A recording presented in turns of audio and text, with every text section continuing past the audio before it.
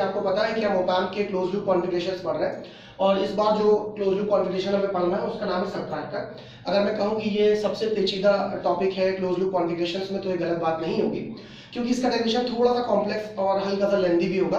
और सबट्रैक्टर बहुत इंपॉर्टेंट है क्योंकि एग्जामिनेशन में इसके ऊपर न्यूमेरिकल भी आ सकता है और सबट्रैक्टर के ऊपर सबट्रैक्टर का एक्सप्रेशन डिराइव करना तो आएगा ही। तो हम ये प्रूव करेंगे कि ऑप एम्प जो है वो मैथमेटिकली सबट्रैक्टर की तरह भी बिहेव करता है। ठीक, यदि हम डायग्राम को ध्यान से देखें तो हमें ध्यान देखना होगा कि भाई ये बताए कि इसके अंदर क्या अलग बात है जो बाकी कॉन्फ़िगरेशंस के अंदर नहीं थी। इसके अंदर एक बात अलग ये है फ्रेंड्स कि यहाँ पर यदि आपने इन्वर्टिंग एम्पलीफायर्स पढ़े इसके पहले तो उसमें इन्वर्टिंग टर्मिनल पे इनपुट था, नॉन इन्वर्टिंग जो थे वो ग्राउंड थे। और यदि नॉन इन्वर्टिंग कॉन्फ़िगरेशन पढ़े थे तो नॉन इन्वर्टिंग पे इनपुट था, इन्वर्टिंग ग्राउंड था। लेकिन यहाँ डिफरेंस क्या आ रहा है, यहाँ पर अलग बात ये आ रही है कि यहाँ पर इन्वर्टिंग टर्मिनल पे भी इनपुट अप्लाई किया गया है और नॉन इन्वर्टिंग टर्मिनल पे भी इनपुट अप्लाई किया गया है। ठीक फ्रेंड्स, इस चीज को देखने से पहले यदि आप इस वीडियो को पहली बार देख रहे हैं तो हमारे चैनल पे पड़ा हुआ है इन्वर्टिंग एम्पलीफायर और नॉन इन्वर्टिंग एम्पलीफायर, उसको जरूर आप देख लें, क्योंकि यदि आपने इन्वर्टिंग एम्पलीफायर और नॉन इन्वर्टिंग एम्पलीफायर नहीं देखा हुआ है तो ये डेरिवेशन समझने में आपको थोड़ी दिक्कत होगी। ठीक, चलिए, तो ऐसी चीजों को सॉल्व करने के लिए एक प्रिंसिपल ऑफ सुपरपोजिशन होती है इलेक्ट्रिकल में जो यूज करते हैं। जब एक से ज्यादा वोल्टेज सोर्स हो किसी सर्किट में तो उसे सॉल्व करते कैसे हैं कि एक वोल्टेज सोर्स को एक्टिव करो, बाकी दूसरे को डीएक्टिव कर दो और आउटपुट निकाल लो। सिमिलरली जिसको अगली बार जिसको एक्टिव किया था उसको डीएक्टिव करो और वाइस वर्सा करके फिर आउटपुट निकाल लो। दोनों आउटपुट को आखिर में जोड़ लो, वही आपका फाइनल आउटपुट होगा। तो वही लगाएंगे applying the principle of superposition. तो चलिए शुरू करते हैं डेरिवेशन को, ध्यान से देखिएगा क्योंकि इसके डेरिवेशन यदि समझ जाएंगे तो न्यूमेरिकल भी आसानी से हो जाएगा। Okay, so applying the principle of superposition, apply superposition principle. तो दो केस बनेंगे फ्रेंड्स। पहला केस वन। केस वन में मानते हैं हम कि V1 को हमने ग्राउंड कर दिया है तो V1 को हम 0 ले लेंगे और जो V2 सोर्स है उसको हमने एक्टिव रखा हुआ है तो V2 को हमने क्या किया हुआ है, एक्टिव कर दिया। ठीक, नंबर तभी मिलेंगे जब फिगर बार बार रीड्रॉ किया जाएगा। रीड्रॉ करके दिखाएं एग्जामिनर को, जो भी आपकी कॉपी चेक करता है देखिए वो आपको स्टेप मार्किंग देता है। ठीक, तो क्या करें, आप रीड्रॉ करें ताकि जो भी आपकी कॉपी वैल्यूएट कर रहा है एग्जाम में आपके वैल्यूएटर को पता हो कि स्टूडेंट क्या कर रहा है। चलिए रीड्रॉ कर लेते हैं। तो जो हमने किया वही काम करते हैं भाई। इसको तो हमने क्या बोलते हैं, इसको तो हमने एक्टिव किया हुआ है तो इसको एक्टिव रखते हैं। ये हो गया आपका एक्टिव, V2 एक्टिव है। ये था आपका Rn, ये है आपका Rf। आउटपुट अज्यूम कर लेते हैं V0 डैश इस समय पे। ठीक, ये है आपका Rf। और फ्रेंड्स मैंने क्या बोला, V1 को 0 करना है तो V1 को 0 रख देते हैं, कोई इश्यू नहीं है।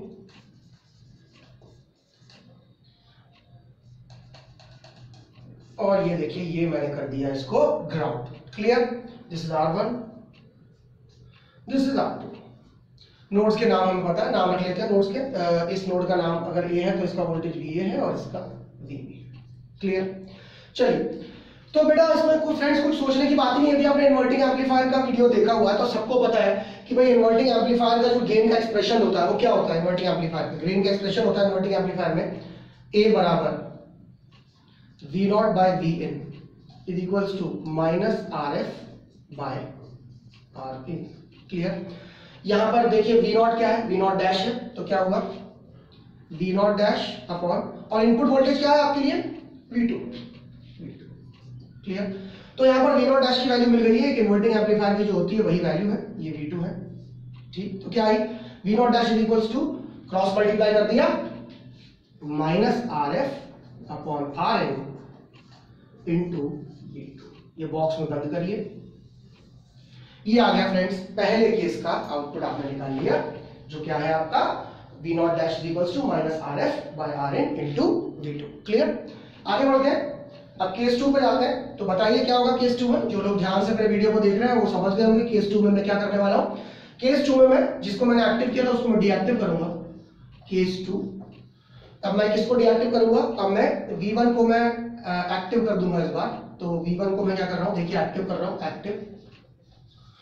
और V2 को मैं क्या कर रहा हूं यहां पर डीएक्टिव कर रहा हूं। क्लियर, तो रीड्रॉ कर लिया सर्किट जैसे मैंने बताया था स्टेप मार्किंग के लिए रीड्रॉ कर दिया। रीड्रॉ करने के बाद आप इसे रीड्रॉ करें। स्पेस कम है बोर्ड पे तो मैं यही थोड़ा सा छोटा सा डायग्राम कर रहा हूं, लेकिन आपको समझ में आ रहा होगा ऐसी उम्मीद करता हूं मैं। इस बार मैं अज्यूम कर लेता हूं आउटपुट आपका वी नॉट डबल डैश। और देखिए फ्रेंड्स, स्पेस वाकई काफी कम हो गया बोर्ड पे, पर फिर भी आई विल ड्रॉ इट। ठीक, सॉरी,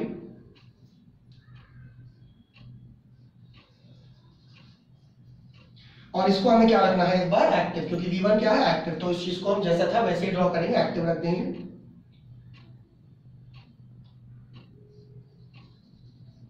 और क्या वैल्यू है उसकी, V1।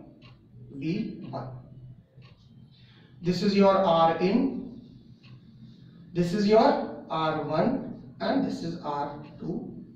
चलिए, और इनके नाम भी रख लेते हैं। इनके नाम हमें पता है, इसका नाम VA है और इसका नाम VB है। फ्रेंड्स, अगर ऑब्जर्व करें तो ये एम्पलीफायर जो है वो कौन सा एम्पलीफायर है ओप एम्प का, ये एक नॉन इन्वर्टिंग एम्पलीफायर है।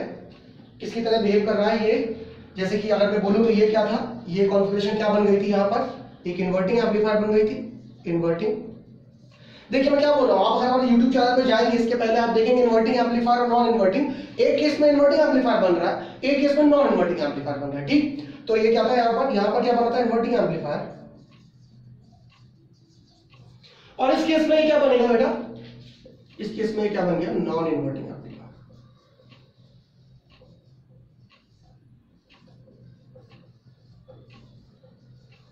क्लियर? तो आपको पता है नॉन इन्वर्टिंग एम्पलीफायर का गेन का फॉर्मूला क्या होता है, हमें पता है A is equals to V naught by V in बराबर 1 plus RF, this is RF, 1 plus RF by R। क्लियर? अब यहां पर सवाल ये आता है कि इसका आउटपुट हमने अज्यूम कर लिया था, V naught double dash assume कर लेते हैं।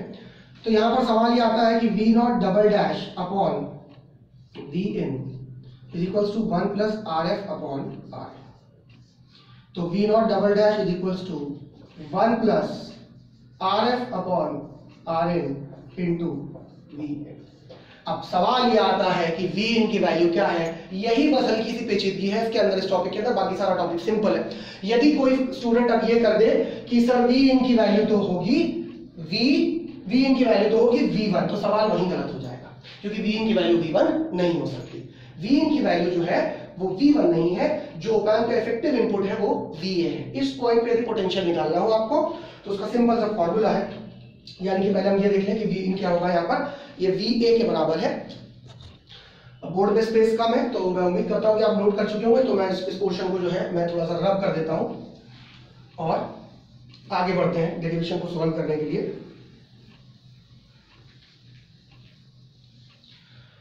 तो देखिए फ्रेंड्स, क्या बोला हमने आपसे कि ये जो है V naught double dash into V इन, यहां पर ही हम ला रहे हैं। तो V नॉट डबल डैश क्या होगा friends,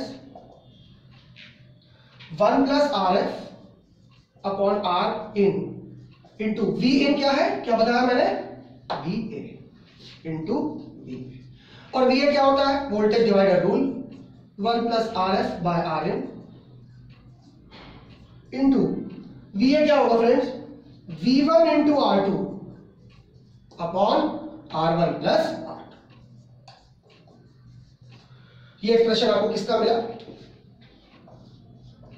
V naught double dash का। और फाइनल आपको पता है प्रिंसिपल ऑफ सुपरपोजिशन क्या कहता है कि दोनों केस के आउटपुट को क्या कर दो, ऐड कर दो। तो दोनों केस के आउटपुट को हम ऐड करने जाते हैं, और दोनों केस का आउटपुट यदि हम ऐड करें तो हम देखें क्या आउटपुट आएगा हमारे पास, और हम प्रूव भी कर देंगे कि ये किसकी तरह बिहेव कर रहा है, this is behaving like a subtractor. ध्यान रहे, आप वीडियो के पीछे जाके देख सकते हैं कि जो V नॉट डबल डैश है उसकी वैल्यू तो यहाँ पे लिखी हुई है। साथ साथ मैं एक बार और लिख देता हूँ आपको क्लैरिटी देने के लिए कि V नॉट डैश की वैल्यू क्या आई थी friends, minus RF by RN into V2। Clear? तो ये था। तो फाइनल आउटपुट क्या होगा यहाँ पर, फाइनल आउटपुट होगा आपका जो कि है V naught is equals to V naught dash plus V naught double dash. What is V naught dash? V naught dash is minus RF upon RN into V2 plus that big term 1 plus RF upon RN into V1 R2 upon R1 plus R2। Clear? ये आ गया आपका expression, ये बड़ा सा expression जो आपको दिख रहा है, this is the expression for your output of a subtractor. Clear? अब प्रूव कैसे करेंगे? सबट्रैक्टर की तरह बिहेव कर रहा है, बिल्कुल प्रूव हो सकता है। आप अज्यूम करें, अज्यूम सब रेजिस्टेंस बराबर है एक दूसरे के, RF बराबर Rin बराबर R2 बराबर R1 बराबर R। फ्रेंड्स आप इसके अंदर पुट करें, यहाँ देखिए RF से RF कट जाएगा, यहाँ पे आएगा -V2, यहाँ पर 1 प्लस R से R कटेगा 2 आएगा, यहाँ पर आप R और R जोड़ देंगे 2 आएगा, R से R कट जाएगा। आप देखेंगे जो इफेक्टिव आउटपुट आएगा ऑप एम्प का, वो इफेक्टिव आउटपुट आपका क्या आएगा? V1 minus V2। तो ये आपने देखा यहाँ पर कि ऑपरेशनल एम्पलीफायर किसकी तरह बिहेव कर रहा है, एक सबट्रैक्टर की तरह बिहेव कर रहा है। और आप यदि एग्जाम में न्यूमेरिकल भी आता है तो आप न्यूमेरिकल को भी डेरिवेशन के स्टाइल से ही सॉल्व करेंगे। और ध्यान रहे, इस वीडियो को देखने से पहले जो लोग अभी इसे देख रहे हैं, इसके पहले आप इन्वर्टिंग एम्पलीफायर और नॉन इन्वर्टिंग एम्पलीफायर भी जो है वो आप पढ़ लें। यदि आपको कोई डाउट हो तो आप कमेंट सेक्शन में हमसे पूछ सकते हैं। और यदि आगे का टॉपिक जो भी आपको क्लियर ना हो रहा हो आपके एग्जाम पॉइंट ऑफ व्यू से, जो कि अभी मार्च में होने वाला है, एकेटिव एग्जामिनेशन हो रहा है फर्स्ट ईयर और सेकंड ईयर का, आप सजेस्ट कर सकते हैं कि सर ये टॉपिक आप लें, तो हम अपने अगले वीडियोस में आपके लिए वो टॉपिक भी जरूर लेंगे आपके एग्जाम से पहले। क्लियर? तो ये था सबट्रैक्टर का। एग्जाम में से वो ऐसे भी कह सकता है कि डिफरेंस एम्पलीफायर का डेरिवेशन डिराइव करिए, तो आप डिफरेंस एम्पलीफायर की तरह भी इसको कर सकते हैं। ओके फ्रेंड्स, यदि आपको हमारा वीडियो पसंद आया तो प्लीज इस वीडियो को लाइक करें और बेल आइकन प्रेस करके हमारे चैनल को सब्सक्राइब करें। Thank you so much, stay with us.